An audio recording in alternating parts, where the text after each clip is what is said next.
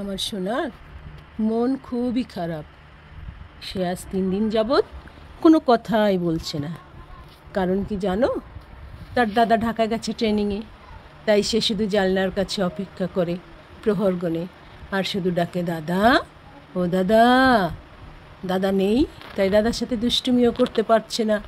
সোনা, একটু তাকাও, একটু তাকাও। ওমা, দাদা তো আপে। হাই সোনা, বন্ধুদের একটু বাই বলে দাও, বাই বলে দাও। সোনা কথা বলছে না। সোনার মন খারাপ, সোনার দাদা নেই, তাই সে দাঁড়িয়ে দাঁড়িয়ে ঘুমিয়ে যাচ্ছে।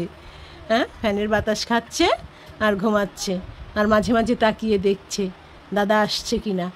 জানলায় যখনই কাউকে দেখে ভাবে তার দাদা এসেছে। আবার সে মন খারাপ করে ফেলে, কারণ তার দাদা তুই 1 মাস পরে আসবে। তোমরা সবাই ভালো থেকো।